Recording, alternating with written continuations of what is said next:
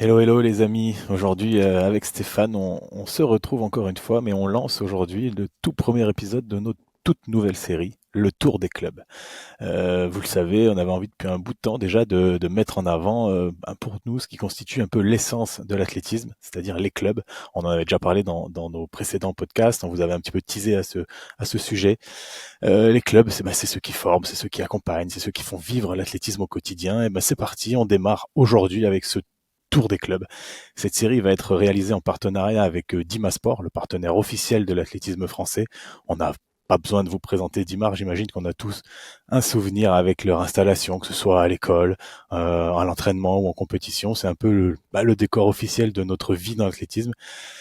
Et d'ailleurs, vous allez voir un peu plus tard dans l'épisode qu'on va organiser un jeu concours entre tous les clubs qui participent à cette série, le Tour des clubs. On vous expliquera ça un petit peu plus tard. Aujourd'hui, pour le tout premier épisode de ce rendez-vous, on part à la découverte de l'EACPA, le club de Cergy-Pontoise, avec comme premier invité, Sanounou Traoré. Alors, installez-vous bien. Vous êtes dans la chambre d'appel. On your marks. Set. Franchement, on est super content avec Alex de pouvoir enfin lancer cette nouvelle chronique du Tour des clubs français. Alors derrière ce nom-là, c'est aussi de vous proposer une série d'épisodes qui va aller à la rencontre de clubs, mais pas n'importe quel club, des clubs formateurs pour les jeunes. Ça, c'était super important pour nous. Des clubs qui intègrent une pratique de l'élite avec une mise en avant des athlètes de très haut niveau, qui organisent aussi des événements majeurs. Et vous allez le voir, ça c'est le cas du club de Cergy-Pontoise, mais aussi qui adapte la pratique pour pouvoir faire pratiquer notre sport au plus grand nombre. Et ça, c'était aussi quelque chose de super important pour nous. Donc, pour résumer, un club avec des belles histoires qui font vivre la passion au quotidien. Et pour ce tout premier épisode, on est ravis et impatients d'échanger avec le club de Cergy-Pontoise, qui est l'un des plus grands clubs français à l'heure actuelle. Et pour nous parler de cette structure et de ce fonctionnement, nous accueillons Sanounou, le directeur opérationnel du club. Déjà, merci d'avoir accepté notre invitation, Sanounou. Et peux-tu nous expliquer un peu plus en détail quelle est ta mission au sein du club, ce que tu fais tout simplement au quotidien? On sait que là, tu es déjà sur le stade, donc tu es vraiment aux premiers abords, quoi. Bah déjà, je voulais vous remercier pour cette initiative. C'est une très bonne idée de faire le tour des clubs, de présenter un petit peu qui nous sommes et ce que nous faisons sur le terrain. Alors moi, je me présente Sanounou Traoré. Je suis un ancien athlète sur le sprint et sur le saut horizontal et sprint. Donc j'ai fait du 100 mètres, du 200 mètres, du 400 mètres, du triple saut et de la longueur. Bon, j'étais jeune, je me suis blessé assez tôt, donc j'ai mis fin à ma carrière assez tôt. Et aujourd'hui, je suis directeur du club d'athlétisme de Cergy-Pontoise et je m'occupe de tout ce qui va être la promotion du club sur l'agglomération de Cergy-Pontoise, sur le territoire du Val d'Oise, mais également sur le développement de l'événementiel, le développement commercial du club, la gestion des affaires courantes du club, et puis la gestion des équipes, parce que maintenant on est 3 salariés, donc faut gérer un petit peu les missions de chacun. On répond à des appels à projets, on essaie d'être actif aussi sur le terrain. Enfin, on fait plein de choses. Et pour articuler tout ça, moi je suis là et je bosse tous les jours. Voilà, je suis à temps plein salarié du club. Et donc voilà. Et au niveau sportif, du coup, j'ai fait une transition très très particulière parce que maintenant je suis lanceur de marteau. Euh, donc je suis passé du sprint au lancer. D'accord. C'est Voilà. original, mais ça marche, hein. Bah ça marche. Je crois que je dois être l'un des seuls mecs en France qui a été médaillé en sprint et médaillé au marteau. Donc pour le coup, euh, pour le coup, voilà, ça marche. Énorme. En tout cas, ravi de t'accueillir. Stéphane l'a dit, c'est notre première édition. Vous êtes le premier club Cergy-Pontoise. Vous avez l'honneur de commencer. Donc, on va directement se mettre dans le bain avec un petit quiz, le Dimas Quiz, hein, j'en ai parlé. Dimas, c'est le partenaire de cette vidéo qui nous sponsorise. Et donc, on va commencer, on va te poser des questions un petit peu, on va enchaîner les questions, des réponses assez rapides, histoire de bien connaître, un petit peu de mieux connaître le club de Cergy-Pontoise, le ACPA. Allez, Donc, c'est parti pour le Dima Quiz. Première question, combien de licenciés en 2025 vous aviez à l'EACPA? 1401. Précis. Précis. On a précis. vérifié, c'est bien ça. Club plutôt stade ou plutôt hors stade? Plutôt stade. Très bien. Quelle discipline représente le plus le club de Cergy-Pontoise? Je dirais les relais. Ok, on s'en doutait un peu. Raconte-nous une petite anecdote rigolote sur ton club. Qu'est-ce qui démarque un peu sur ce côté-là?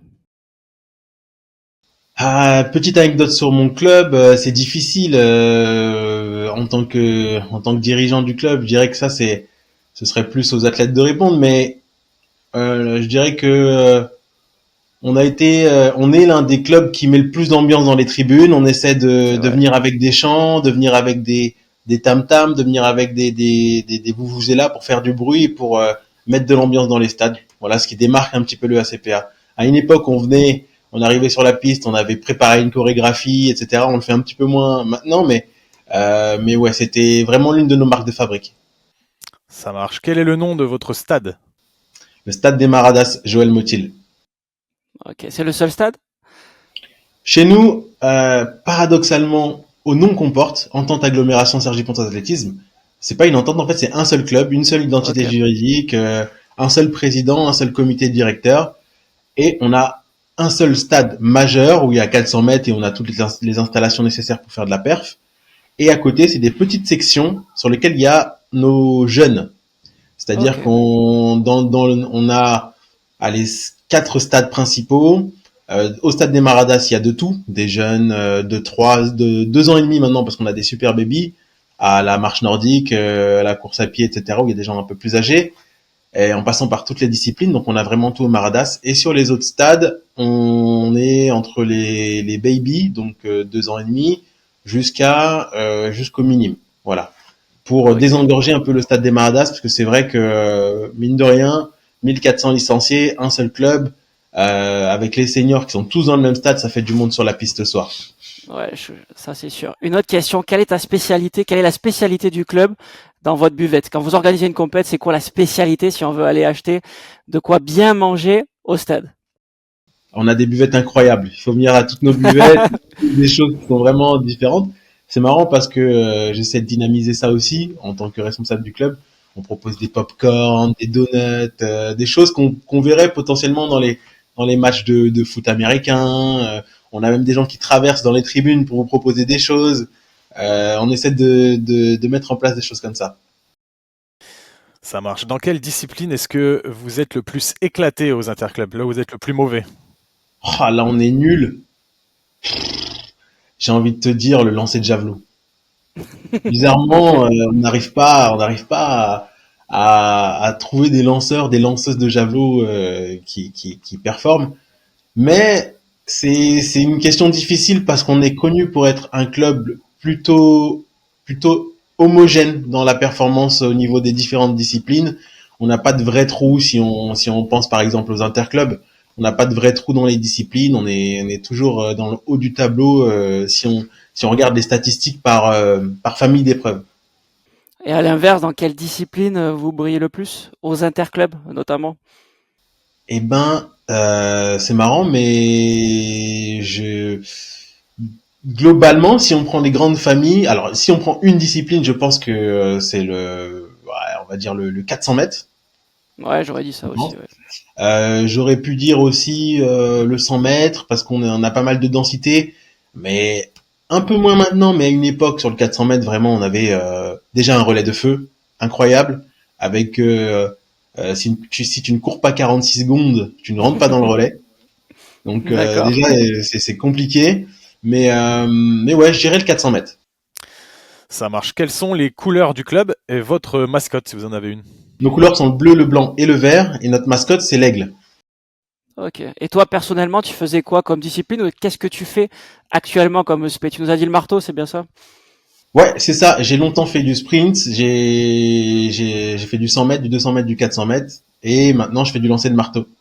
Voilà. J'ai fait aussi du triple saut. En fait, quand j'étais jeune, je savais pas quoi choisir comme épreuve. J'aimais tout. J'aimais la hauteur, la longueur, le triple saut. Les seules disciplines que je détestais, c'était le lancer. Et paradoxalement, maintenant, je fais du lancer. Alors, j'étais très nul en lancer de poids, très nul en lancer de disque, très nul en javelot. J'avais jamais essayé le lancer de marteau et finalement, c'est celui qui me plaît le plus à la fin. Et du coup, quel est ton record au lancer de marteau? Mon record, c'est 56 mètres 11. Ça dépanne aux interclubs. Ok, mais justement, quelle épreuve tu refuserais de faire absolument aux interclubs, même si c'est ton club de cœur? Est-ce qu'il y a une épreuve vraiment où tu pourrais dire, bah non, pas cette année? Je veux pas dire comme tout le monde la marche, parce que je sais qu'il y en a plein qui vont me dire la marche. Moi, j'ai envie de te dire les disciplines les plus longues. Hein. L'endurance longue, je pourrais pas. Enfin, j'arrive pas. Je suis pas fait pour ça. Je suis un sprinter dans l'âme, et donc courir longtemps, plus de 400 mètres, c'est trop pour moi. Question existentielle. À Cergy-Pontoise, on est plutôt plot, coupelle ou latte pour faire des gammes ou des séances sur Là, si technique. je te montre mon local matériel, je crois qu'on a 5000 coupelles. Hein. On est plutôt coupelles. Ah, Plus qu'Opel, ok. Imaginons, tu as un budget illimité, mais quand je te dis limité, c'est illimité chez Dima Sport. Tu commanderais quoi là, maintenant, de suite, tu passes une commande, ce serait quoi? Ah, mais je veux pas me dire ça. Faut que je regarde le catalogue. Ils ont tellement de choses. Je peux te dire, je sais pas. Je sais t'as pas besoin pas. de coupelle apparemment. J'ai pas besoin de coupelle, ça c'est sûr. Peut-être des perches. Je sais pas s'ils ont des perches. Je crois pas, Dima, ils font pas Je de crois fer, pas, c'est hein. Je Non. vais prendre, je sais pas moi, un tapis de perche du coup. J'ai envie de dire. voilà. Ouais, Là, c'est on un est bon choix. intéressant là. Voilà, j'ai essayé de réfléchir à ce qui coûte le plus cher, tu vois. Et ce dont tu as le plus besoin, quel est le petit matériel que vous utilisez le plus?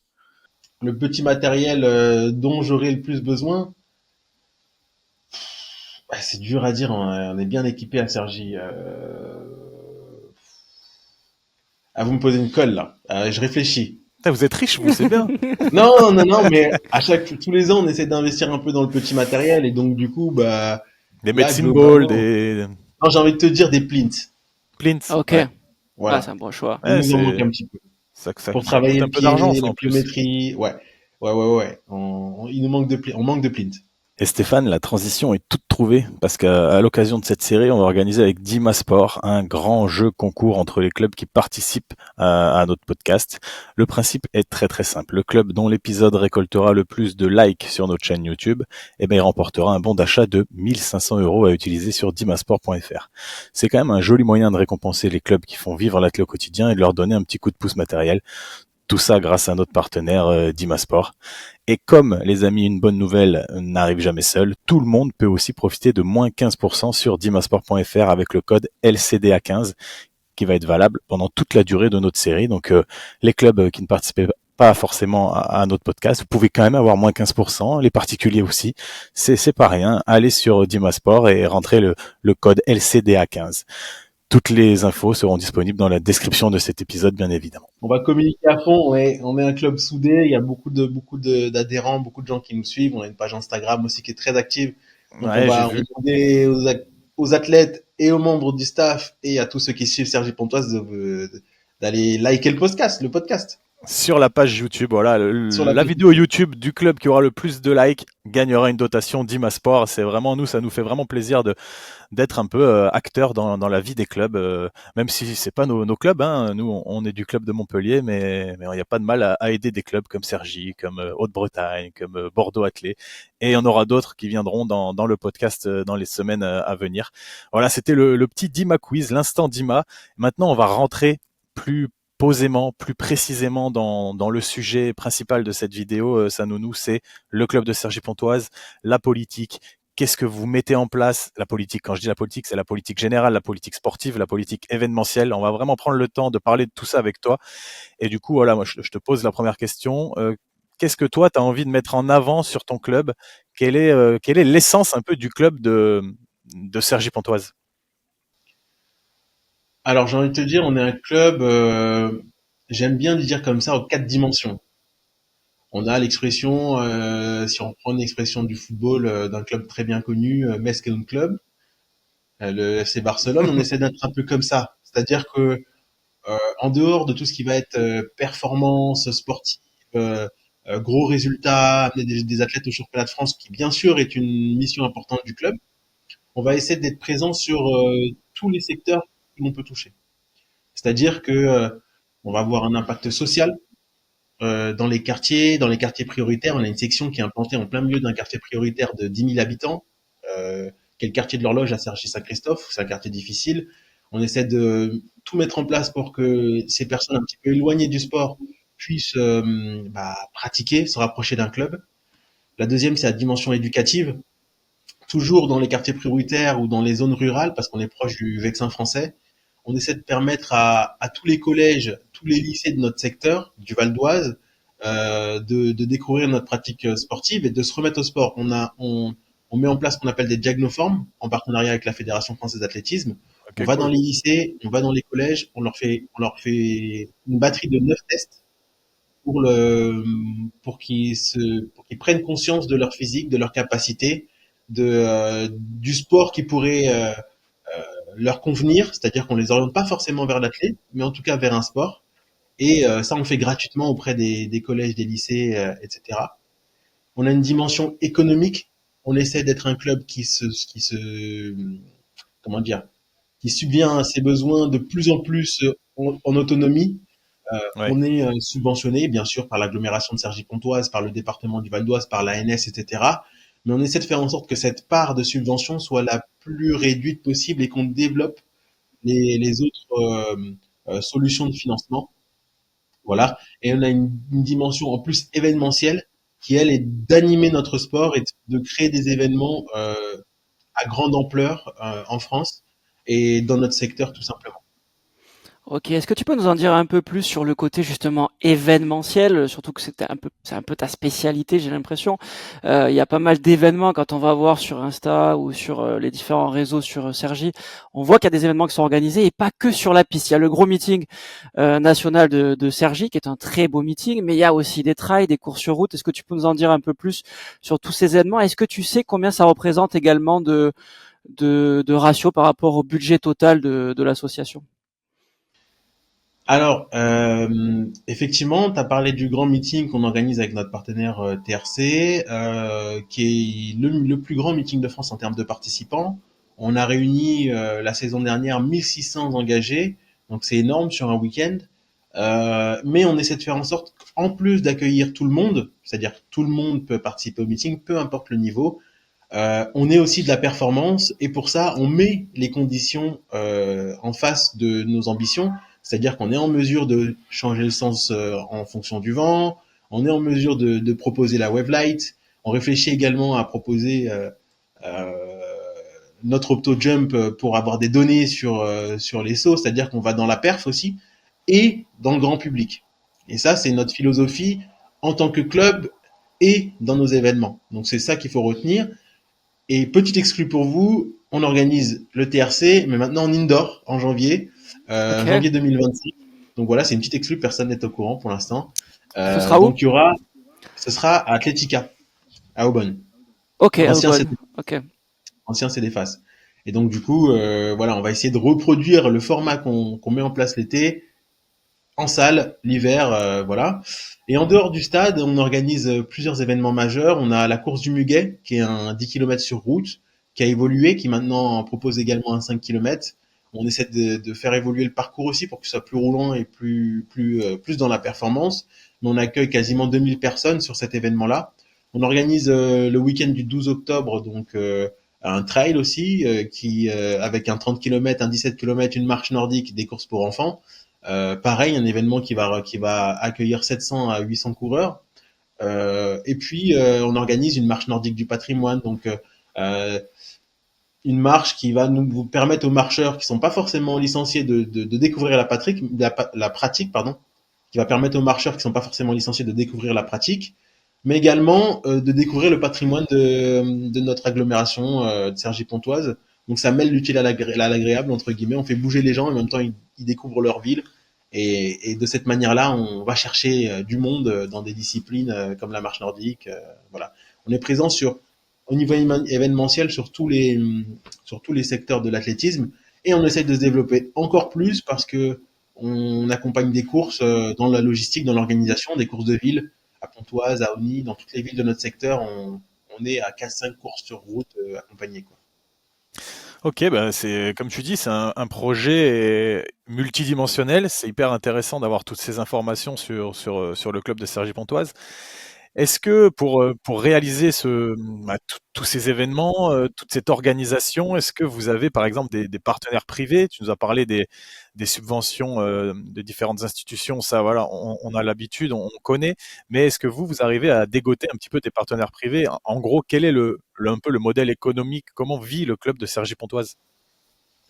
Alors, il faut savoir que, alors j'ai pas répondu à une de tes questions, Stéphane, qui était le ratio entre les subventions et tout ce qui va être le reste. On est aux alentours de 50% de subventions pour le moment Ok, sur notre ratio financier. Donc c'est quand même une part importante, mais sur un budget de 850 000 euros, ça veut dire que le reste, ça veut dire qu'on a environ 400 000 euros de subventionnés et le reste on va le chercher. D'accord? c'est beau, Ça veut dire très bien. quasiment 400 000 euros qu'on va chercher avec les cotisations, avec les partenaires, avec l'événementiel, parce que c'est l'événementiel aussi qui nous fait vivre. Quand on organise un meeting comme le meeting de Sergi Pontoise, il est pas gratuit, il est payant, donc forcément c'est des entrées pour le club. La buvette, comme j'ai dit tout à l'heure, on essaie de la faire vivre au maximum. Elle nous rapporte entre 3 et 5 000 euros par événement. On essaie de ne pas être en rupture au bout de 2 heures. On essaie de bien prévoir, de bien prévoir les quantités, etc. Tout ça, ça nous permet d'avoir des sous sur une buvette. Après, bien sûr, on a des partenaires privés pour les clubs d'athlétisme, c'est toujours compliqué d'aller chercher des partenaires privés parce que on n'est pas un sport co, qu'on n'a pas d'événements sur le stade tous les week-ends, donc un peu moins de visibilité. Mais sur des événements, c'est possible. Sur l'événementiel, c'est possible. C'est comme ça qu'on vit. C'est-à-dire qu'on propose un événement à un partenaire plutôt que de proposer la visibilité du club global sans forcément, pointer un événement en particulier. On préfère faire du partenariat sur des événements plutôt que sur l'institution club. Voilà. Et malgré tout, ça reste quand même compliqué. On est un sport amateur. C'est difficile d'aller chercher beaucoup d'argent chez les sponsors. Mais en tout cas, on se donne les moyens de le faire. Je dirais qu'on est pas loin des 80 000 euros de sponsors à l'année. Ok. Ah non, c'est très bien. Mais on voit que Sergi a une vraie réputation, j'ai envie de dire, sur ce qui se passe en termes de communication, en termes de marketing. Nous, on s'est amusé un peu à calculer les abonnés, tu sais, sur Insta. Alors, vous n'êtes pas les meilleurs, hein. Vous n'êtes pas les meilleurs, mais je pense que ça va augmenter peut-être après cette vidéo. Mais qu'est-ce qui fait que Sergi a une image, une réputation sur la formation, mais aussi sur la sécurité de l'infrastructure, sur la sécurité des adhérents? On le sent que c'est sain. Tu vois, il y a des clubs où on sent qu'il peut avoir des embrouilles, etc. Vous, l'image que ça donne, c'est que c'est un club sain. Comment tu peux analyser un peu tout ça? Alors moi, j'ai plusieurs théories sur ça et on travaille avec le président et le manager technique Guillaume Guillouanneau et Philippe Favreau sur ça depuis des années, parce que moi ça va faire 5 ans que je suis au club, Philippe 8 ans, et Guillaume encore plus. Même si j'ai commencé l'athlé en 2005 à Cergy, mon poste de direction ça fait 5 ans, et je pense que c'est lié au fait que, comme je te l'ai dit en début de vidéo, il y a une seule entité, un seul président, un seul comité de direction, une seule équipe, et on parle et on prend des décisions. Et il n'y a pas 3 bureaux, 4 bureaux qui doivent se mettre d'accord pour ensuite prendre une décision derrière. Ça, c'est le point de l'organisation. Derrière, on essaie comment dire, de responsabiliser des bénévoles sur des postes clés, la communication, le marketing, le développement commercial, sur plein de choses qui ensuite vont faire partie de ce cercle de décision et qui vont pas être des sleeping partners, quoi. On va chercher la compétence. Quelqu'un qui est compétent, on lui demande de nous aider.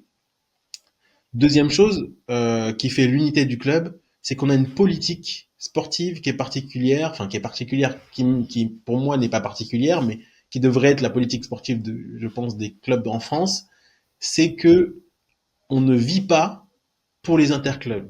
C'est-à-dire qu'on ne vit pas pour aller chercher des athlètes extérieurs, les payer une telle somme pour qu'ils participent à nos interclubs et nous fassent gagner. Ça, c'est pas notre stratégie.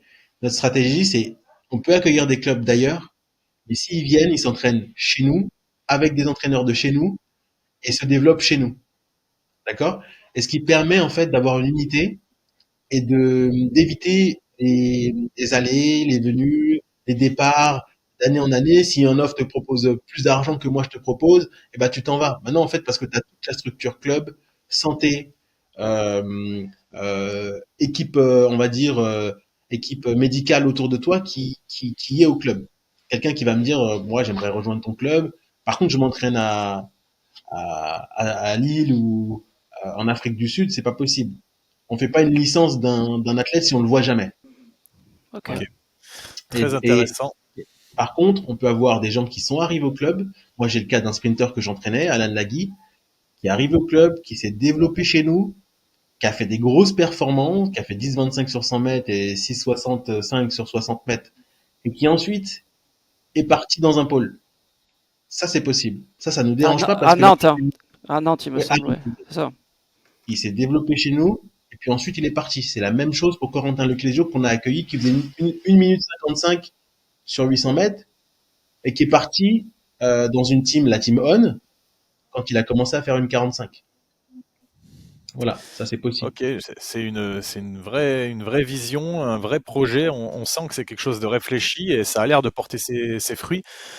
Bon, tu l'as évoqué un petit peu les interclubs. On va en parler un petit peu maintenant. C'est quelque chose, c'est quand même un sujet qui intéresse tous les clubs de France. Même si nous on a bien compris votre politique, c'est pas le tout pour les interclubs. Et franchement, je le respecte et j'ai tendance à être un peu d'accord avec toi.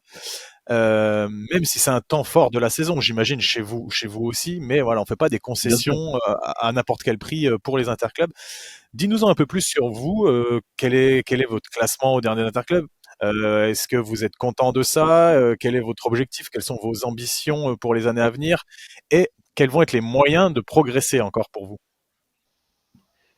Alors, déjà, notre parcours, moi, je suis très fier du parcours du club. Moi, je suis arrivé au club, on était en National 2 B, il me semble, en 2005. Et puis, on a évolué. Tous les ans, on gravit les échelons. Ça fait pas longtemps qu'on est un club élite, 3 ans.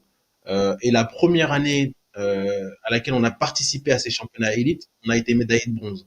Donc, c'est la preuve d'une force qui s'est construite d'année en année et qui n'a pas été fulgurante, mais qui au fur et à mesure des années, on grossissait, on a développé les disciplines sur lesquelles on était moins bon, on a comblé les trous par la formation, par le développement des jeunes athlètes.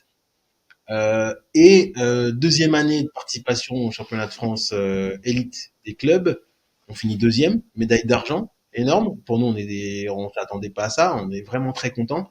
Et la troisième année, donc l'année dernière, on finit troisième, donc 3 médailles en 3 ans de participation au championnat de France des clubs. C'est vraiment pour moi un parcours extraordinaire. D'ailleurs, j'ai mes médailles des championnats de France juste en. Euh, on est super fiers du parcours.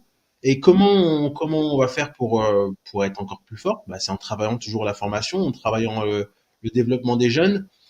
On est un, on est un club qui se développe, donc forcément on a des athlètes d'autres clubs qui arrivent. Mais attention sur les conditions que j'ai évoquées tout à l'heure, c'est-à-dire que tu peux avoir un athlète de niveau international qui arrive, mais s'il vient, il s'entraîne avec un entraîneur du club. Donc c'est ce qui se passe. On a de plus en plus d'athlètes de niveau national qui viennent et qui veulent s'entraîner dans notre structure avec nos entraîneurs. Et ça, c'est un cercle vertueux parce que ça fait progresser les entraîneurs, ça fait progresser les athlètes. On utilise nos infrastructures qui, pour le coup, sont extraordinaires. Je sais pas si vous êtes déjà venu, mais c'est vraiment, on a de la chance. Donc, dans ce cercle vertueux, c'est ce cercle vertueux-là qui va nous permettre de progresser encore plus. Grâce à ça, on va trouver des lanceuses de javelot, peut-être. Et puis, réussir à les titiller. Franconville, Montreuil, Bordeaux, j'en vois d'autres arriver, des ententes d'Annecy et d'Aix-les-Bains, il me semble. Donc C'est ça. il y a des clubs qui existent, mais c'est bien, ça crée de l'émulation. Et nous, on fait avec nos armes. On n'est pas le petit poussé. Attention, hein, on sait qu'on a un statut, qu'on fait partie des trois meilleurs clubs depuis 3 ans. Euh, mais notre ambition, c'est au moins de se maintenir à ce niveau-là. Notre but, c'est pas forcément d'aller chercher un titre ou d'être champion de France l'année prochaine. C'est de se maintenir à ce niveau-là et de rester fidèle à nos valeurs en tant que club d'athlétisme. Ok, c'est super intéressant ce que tu dis. Tu parles aussi de formation. Quel exemple concret vous mettez en place, vous, à Cergy, pour avoir une formation, même une détection des jeunes talents? Tu parlais un peu des quartiers et de les faire venir aussi sur le stade, mais qu'est-ce qui est proposé à Cergy pour détecter et aussi pour former tous ces athlètes-là qui vont participer après aux France Avenir, France Jeunes, etc. Ouais. Euh, alors, on a un fonctionnement assez particulier à Cergy-Pontoise, c'est-à-dire qu'un athlète peut avoir 3 ou 4 coachs. Il a un coach référent, et puis après, il va trouver la compétence chez un autre coach en collaboration avec son coach référent. C'est-à-dire que je prends mon exemple, moi, je suis coach de sprint. J'ai Philippe Favreau, mon président, qui est coach de demi-fond. Mais mes athlètes sprinters peuvent faire des séances, on va dire, j'ai un coureur de 200 mètres qui peut faire ses séances de capacité lactique avec Philippe, et ces coureurs de 400 mètres peuvent faire leur entraînement de vitesse avec moi. Ok. Et donc, on peut totalement trouver une synergie entre les coachs, et je peux rajouter même un troisième entraîneur pour les coureurs de 400 mètres haies, par exemple, qui vont développer leur technique de haie avec un autre coach, typiquement. Et donc, cette collaboration entre 3, 4 coachs, 2 coachs parfois, fait qu'on va chercher que les bonnes compétences à chaque fois. Et ça demande, on va dire, un trait particulier chez les entraîneurs, c'est mettre son ego de côté. Et ça, parfois, c'est très difficile. C'est très difficile parce que c'est mon athlète, je veux le développer, je veux que la lumière revienne vers moi quand il fait des grosses performances internationales. Mais au final, le fait de travailler comme ça, on a peut-être que dans certains clubs, on aurait l'idée que bah ça perd l'athlète, etc. Mais chez nous, on travaille tellement en collaboration, en mettant notre ego de côté, en se réjouissant des réussites quand ça arrive, que finalement l'athlète il est épanoui à 100%. Et il trouve les compétences, les meilleures compétences là où il va les chercher. Et ça commence directement chez les jeunes. Directement chez les jeunes, on a des benjamins minimes qui travaillent avec 2, 3 coachs sur des thématiques différentes de leur épreuve parce qu'ils réalisent plusieurs épreuves différentes. Donc forcément, ils voient différents coachs avec différentes spécialités. Et dès l'âge de minime, on les oriente vers des coachs de spécialité. Par exemple, tu as un profil sprinter-lanceur. En Benjamin, en minime, c'est encore possible. Tu vas faire du 100 mètres une fois par semaine avec Sanou parce qu'il est coach de sprint, mais tu vas faire une fois par semaine avec Olivier parce qu'il est coach de poids. Et moi, entraîneur Benjamin minime, je suis ton référent quand même. C'est moi qui viens de voir Ok. en compétition, c'est moi qui, voilà. On utilise les compétences des coachs seniors avec les jeunes et on n'hésite pas à faire en sorte que le jeune voit plusieurs entraîneurs pour qu'il s'habitue à cette méthode-là quand il sera cadet, junior, espoir, senior, de pouvoir être entraîné par plusieurs personnes. Et chez les jeunes, ce qu'on met en place, particulièrement pour les détecter et pour les recruter, on organise ce qu'on appelle une Olympiade des collèges, où on accueille 20 à 25 collèges par an, qui se rencontrent sur des disciplines athlétiques, le 50 mètres, le lancer du poids, le saut en longueur et les relais. Et on offre une licence à, bien sûr, les 3 meilleurs garçons et les 3 meilleures filles de la compétition.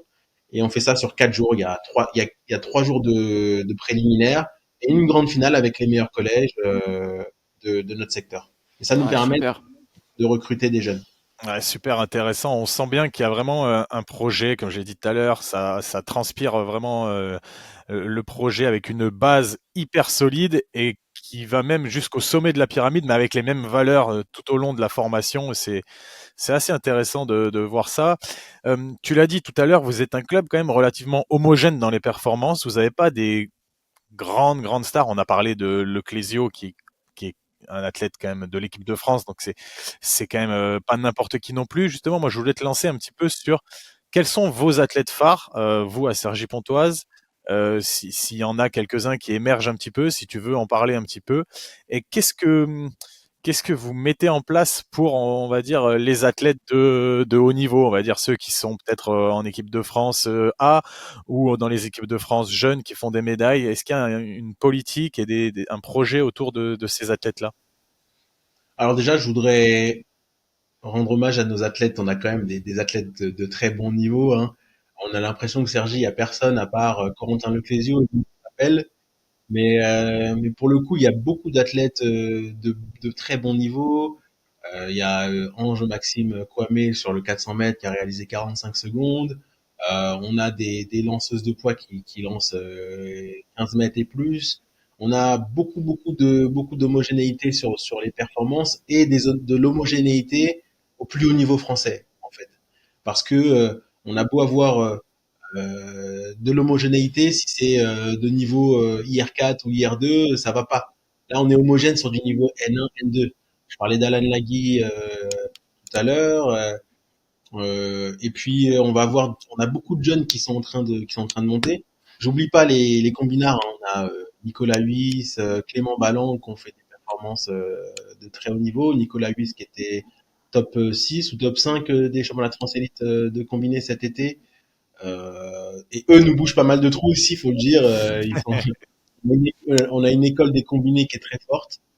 Donc voilà, si je réfléchis au futur, qu'est-ce qui arrive? Bon, on a Naomi Lioslik je pense à elle directement parce que je l'entraîne, mais qui est une sprinteuse qui a été sélectionnée pour les championnats d'Europe. Non, qu'est-ce que je dis? Qu'est-ce que je raconte? Si, Europe Espoir, il me semble. C'était Ce me quoi? semble, hein. À Bergen. Bergen, ouais, c'est ça. Ouais, Ouais, c'est ça. championnat d'Europe Espoir sur le relais 4 x 100 mètres, elle a pas couru, mais une sélection, elle s'y attendait pas du tout, donc elle est très contente et c'est une athlète montante de Sergi. Mais il y en a plein d'autres, mais là, les noms ne me viennent pas, mais il y a beaucoup de qualité derrière et les places sont chères aux interclubs. On sent qu'il y a un vrai vivier, il y a une vraie politique de formation et c'est ce qui nous plaît particulièrement, ça c'est sûr. Avec Alex, tu parlais des athlètes de haut niveau. Sans rentrer dans les détails, on sait que c'est un peu tabou, c'est toi qui vas décider si tu souhaites en parler un peu ou pas, mais on parle souvent de rémunération des athlètes, de défraiement. Est-ce que vous avez réussi à avoir des ententes avec peut-être d'autres structures pour essayer d'aider financièrement les athlètes? Qu'est-ce que vous mettez en place et si vous mettez des choses en place pour aider ces athlètes à rester à Cergy pour pratiquer de l'athlétisme de haut niveau? Et on le sait, il faut pas trop avoir un emploi du temps chargé pour pratiquer l'athlète de haut niveau.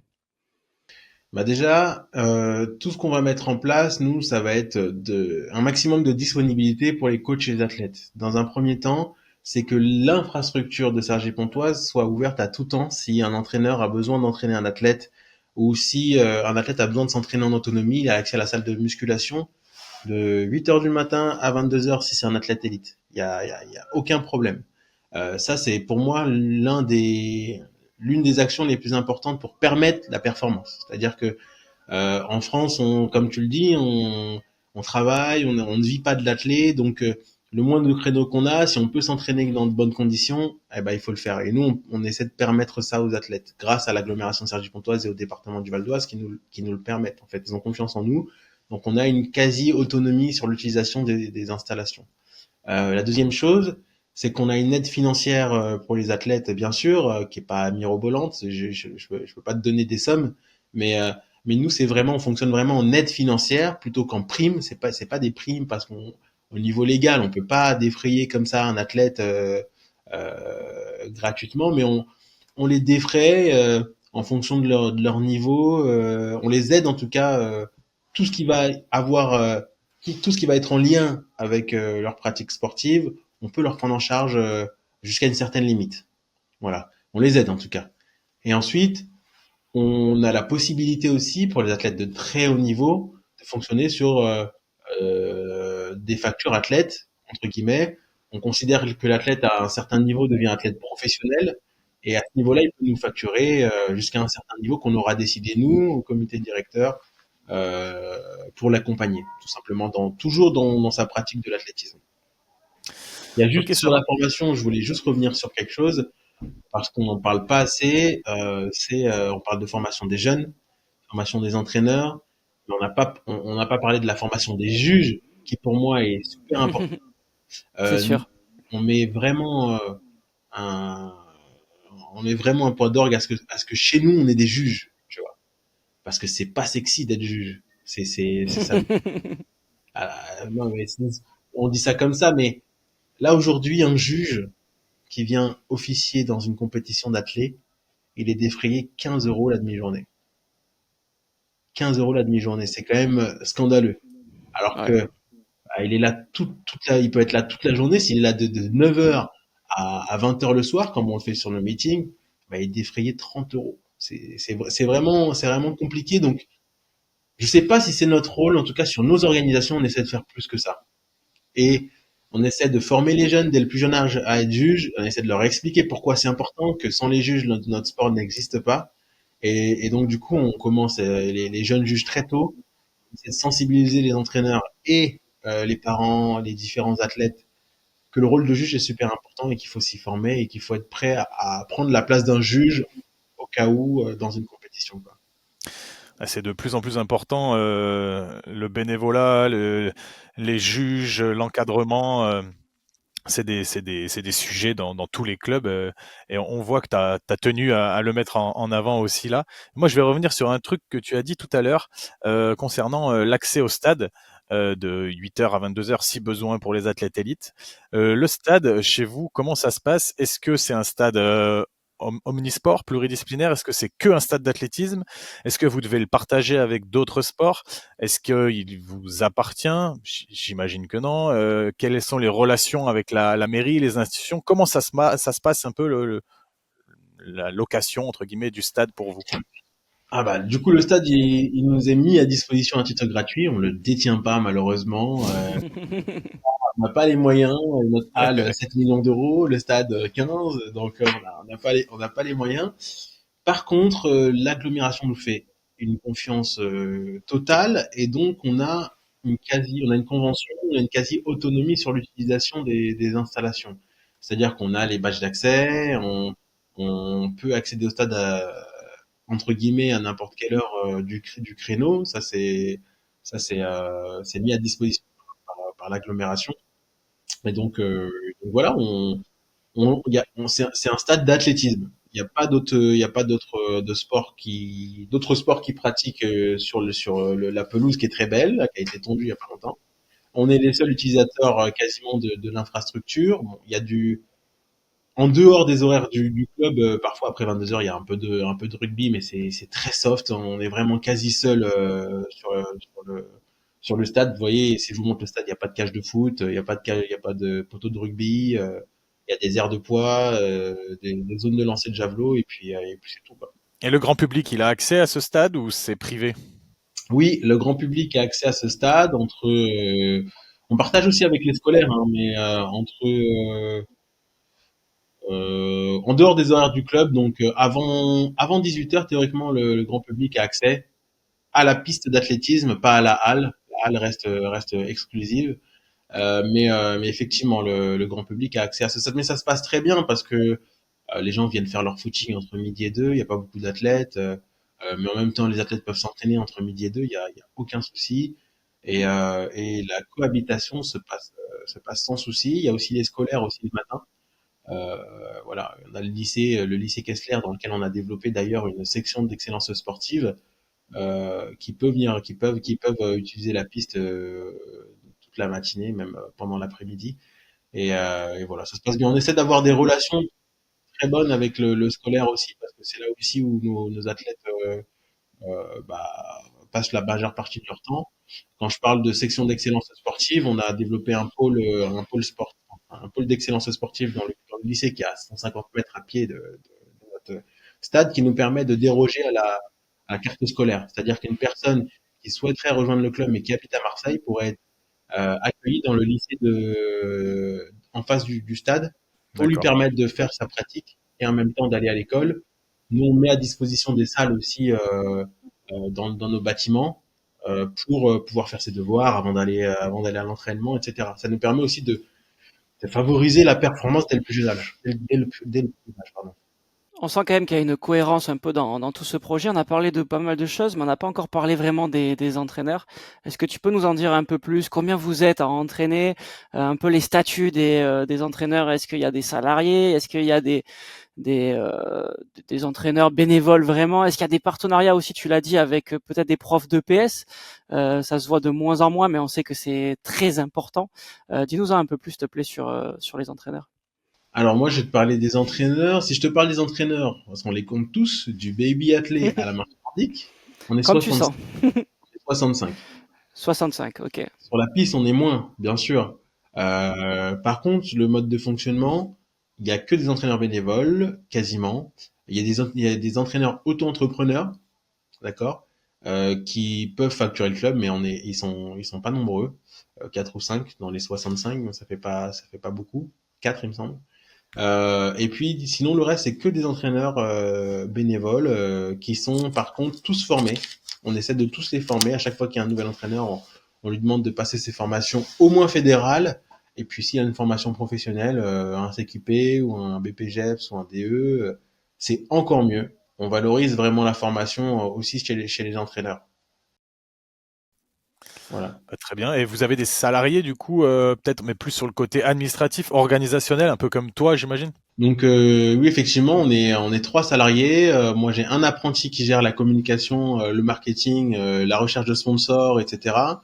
J'ai une autre personne qui gère un petit peu l'administratif, la relation avec les mairies, tout ce qui va être les licences, etc.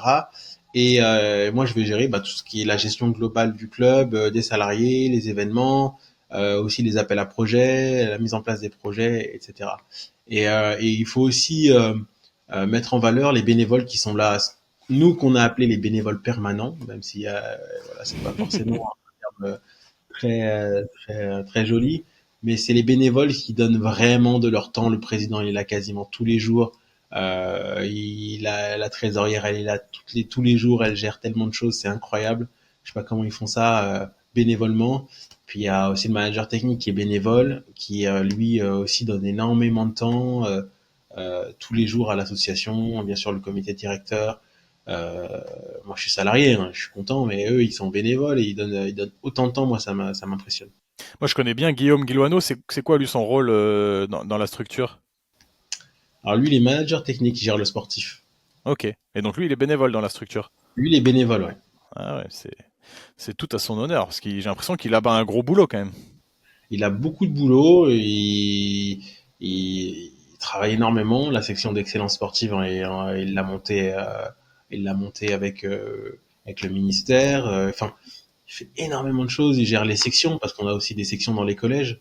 On a 3 sections dans les collèges alentours. Donc, puis il gère aussi le lien entre les entraîneurs référents, les équipes lorsqu'on fait des compétitions d'équipe. Enfin, Ok. c'est du gros job. Et puis les relations techniques aussi avec l'aglo. Quand on a construit la halle d'athlétisme, il a travaillé sur il a supervisé la technique, quoi, que ce soit bien fait, les bonnes dimensions, bien organisé pour que ce soit fluide, etc. C'est un travail monstre. Justement sur les projets, qu'est-ce qui est prévu à l'avenir là pour encore plus développer le club de Cergy? Est-ce que tu peux nous teaser un peu quelques gros projets peut-être qui vont arriver? Alors je t'ai parlé du meeting indoor pour nous qui est un gros Ouais, projet c'est euh, clair. qui va se développer. Au niveau performance, alors je sais pas si je peux vous le dire, mais Ah, On je dira sais rien, ah, c'est pas grave. ça On reste verra. entre nous. On verra si on au montage ou pas. Mais on est en train de devenir pôle d'excellence régional. D'accord. Donc, Ouais. en gros, sur des disciplines spécifiques, on a posé notre candidature. Elle a été validée partiellement. Donc, en gros, il y aura des athlètes de toute la région qui viendront chercher la compétence sur une discipline X sur Cergy-Pontoise. Sur les autres projets, on va développer au maximum l'événementiel parce que on a compris que c'était notre gagne-pain, que les subventions allaient pas être éternelles. D'ailleurs, j'apporte mon soutien à tous les clubs qui ont perdu beaucoup d'argent ces dernières années en subventions parce que je sais que c'est la tendance et que il y a des villes où c'est catastrophique, le sport est mis de côté pour faire des économies. Donc voilà, il faut rien lâcher, continuer notre mission et malgré les subventions qui baissent, essayer de donner le maximum. Mais je sais que ça peut être compliqué pour certains clubs. Et voilà, on essaie de se développer. On va devoir faire face à une réorganisation au niveau, on va dire, des entraînements parce que le stade commence à être bondé. Tous les ans, on accueille 10 à 15% de licenciés en plus. En 2020, on était 880. Là, on est 1400. Donc, au bout d'un moment, notre volonté, c'est d'accueillir tout le monde, bien sûr. Mais pour le faire, il faut qu'on ait les infrastructures. Aujourd'hui, on commence à être au bout du bout de l'accueil. parce qu'on est, je le rappelle, un seul club, une seule identité juridique. Il n'y a pas une entente, il n'y a pas plusieurs clubs. Donc, euh, donc voilà, il faut travailler sur le développement d'autres lieux d'entraînement pour permettre à tout le monde de pratiquer l'athlé sans restriction. Ok, bah vous arrivez un petit peu peut-être au bout de votre modèle actuel. Vous allez devoir un petit peu vous renouveler, mettre en place de nouvelles choses, mais c'est ça aussi qui fait vivre un petit peu euh, le club, qui anime les dirigeants, qui anime les acteurs comme toi, tu peux en faire partie. Pour conclure, juste avant de conclure, Sanounou, est-ce qu'il y a il y a un sujet qui t'aurait tenu à cœur de parler et dont on n'a pas parlé aujourd'hui? Est-ce qu'il y a quelque chose que tu voulais dire, mettre en avant sur ton club ou selon toi, on a fait le tour du sujet? Je pense qu'on a parlé de pas mal de choses. Moi, je voudrais quand même remettre l'accent sur l'accompagnement des athlètes de haut niveau et poser une question. Est-ce que c'est à nous, grands clubs, à nous, clubs de haut niveau, de les faire vivre et de leur permettre de faire du sport? Ou alors est-ce que c'est un problème systémique? Est-ce que c'est à la fédération? Est-ce que c'est à l'État de les aider? Parce que nous, effectivement, on nous demande de les accompagner, mais derrière, si on nous donne moins de moyens, c'est de plus en plus compliqué. On n'est pas à plaindre à Cergy-Pontoise, on a le département, l'agglo nous suivent dans nos projets, il n'y a aucun problème, mais j'imagine d'autres clubs qui ont des athlètes de très haut niveau, qui sont pas forcément des clubs aussi structurés que Cergy, ou alors plus structurés, mais qui subissent des baisses de subventions, qui subissent un accompagnement défaillant, et qui doivent quand même accompagner l'élite de l'athlétisme. Je trouve qu'il y a une sorte de discordance dans ce discours-là. Bah, moi, j'ai pas d'éléments concrets de réponse à ta question, mais j'ai l'impression qu'on n'est jamais mieux servi que par soi-même quand même, surtout dans l'athlétisme. Donc pour l'instant, continuons de faire ce qu'on peut faire pour les athlètes, mais c'est sûr qu'on serait pas contre un petit coup de main de temps en temps, même si j'ai l'impression que le projet fédéral actuel a été orienté pour remettre du pouvoir dans les clubs. C'est peut-être un petit peu le cas de ce que tu nous as annoncé tout à l'heure avec le centre régional d'entraînement, je sais plus comment tu l'as appelé, mais voilà, peut-être qu'ils vont redonner des moyens au club, on espère. Mais est-ce que ça sera au détriment des pôles espoirs, au détriment des pôles France? Comment ça va s'organiser? On est un petit peu un tournant de l'organisation de l'athlétisme en France, et on a hâte de voir comment ça va se goupiller parce que, bah, comme tu le dis, les athlètes pendant ce temps-là, bah, ils continuent de s'entraîner et il y en a certains qui sont dans la précarité. Et ça peut être compliqué. Et c'est vrai que vous, dirigeants, nous, entraîneurs, et toi aussi, t'es entraîneur, ben, on est au milieu de tout ça et des fois, on a des situations un petit peu complexes à gérer d'un point de vue humain, d'un point de vue sociétal et c'est pas notre rôle à la base non plus, donc c'est Exactement. Après, complexe. il faut se rendre à l'évidence. On est très loin, très très loin en tant que sport d'autres sports français Ah oui. ou même à l'étranger. On a un modèle amateur et que ce soit les entraîneurs, les athlètes, les juges, on en parlait tout à l'heure, on pourra pas se développer aussi vite qu'on le veut si on reste tous dans une sorte de précarité, comme tu l'as dit. C'est pas que les athlètes, c'est aussi les entraîneurs, c'est aussi Les les structures, juges, ouais. les structures, les clubs. Trop amateur pour moi et ça dénote d'un manque de considération pour le sport, peut-être au niveau national, quoi. Les clubs, à mon avis, c'est quand même un peu les poumons de notre fédération. C'est super important. C'est eux qui font vivre l'athlétisme au quotidien. Et le haut niveau, ça va être un peu plus transférable vers les plus grandes institutions. Et c'est pour ça que la Fédération française d'athlétisme organise aussi cette pyramide. Il y a un nouveau projet là de plan de développement qui est sorti il y a quelques jours là sur le site de la Ouais. Fédé, qui va permettre aussi de renouveler un peu tout ça. Donc j'espère que ce sera le cas et je te rejoins Sanono pour dire que c'est vraiment à la Fédé aussi de trouver des solutions pour que les athlètes de haut niveau puissent s'organiser et être organisés pour s'entraîner dans de très bonnes conditions. Moi j'ai une question pour toi et ce sera ma dernière. Yes. Si un jeune, un moins jeune, il veut intégrer ton club à Cergy-Pontoise, déjà comment il fait et qu'est-ce que tu peux lui dire là s'il écoute notre podcast ou les parents qui vont écouter pour venir et peut-être essayer. Je suppose que vous faites des cours d'essai aussi. Bien sûr. Bah déjà, il peut directement nous appeler. On est joignable par téléphone. On a un site internet qui est plutôt bien fait aussi pour avoir toutes les informations sur le club. S'il veut rejoindre le club, bien sûr, En fonction de son niveau, on peut l'orienter vers un coach plutôt performance ou un coach plutôt débutant. Et après, comme je l'ai dit, nous on essaie d'avoir une structure assez saine avec une vision globale pour l'athlète, de savoir qui l'entraîne, à quel moment, une structure claire. On sait ce qu'on fait comme entraînement tel jour, à quelle heure, etc. On essaie de pas trop déborder. Et puis voilà, il vient au club. On a des bureaux qui sont ouverts de 9h30 à 17h30 au stade des Maradas. Il vient nous rencontrer et puis on l'oriente au mieux vers une discipline qui lui plaira. Très bien. Le message est passé. Et puis c'est le meilleur club de France, bien sûr. Évidemment. Tout ça, voilà. Toi, tu avais peut-être des choses à dire encore, Sanonou? Ouais, non, mais c'est un peu léger, mais j'avais une question, c'était pourquoi avoir choisi Cergy Pontoise comme premier club à interviewer déjà? C'est une bonne Stéphane? question. Je pense que ça vient de moi, tout simplement parce que le club de Cergy, pour moi, représente un mix assez cohérent de la formation et du haut niveau. On vous connaît sur les interclubs élite avec de très belles troisième place notamment l'année dernière, mais aussi un club qu'on peut voir sur les championnats de France jeunes, les championnats de France à venir. Avec Alex, nous on est entraîneur de jeunes athlètes, pas que, mais surtout de jeunes athlètes, et on voit les maillots de Cergy, on voit les couleurs. Et moi j'ai eu l'occasion de venir l'année dernière à Cergy. Pas que pour le meeting, mais pour les LIFA. J'ai été super bien accueilli, alors que c'était la ligue qui organisait, mais le club de Cergy, par l'intermédiaire de Guillaume, m'a très bien accueilli. Donc je me suis dit pourquoi pas lancer ce podcast avec Cergy, et j'ai l'impression qu'on s'est pas trompé, parce que c'est ce qu'on attend de cette nouvelle série d'épisodes. Bon, c'est cool. C'est effectivement, on a reçu une stat très intéressante de la DTN, il me semble, récemment sur la placing table au championnat de France à venir. Et c'est vrai qu'on est bien placé. Je crois qu'on est troisième au niveau français. Donc Je crois c'est que c'est cool, ça, ça ouais. fait partie de notre philosophie.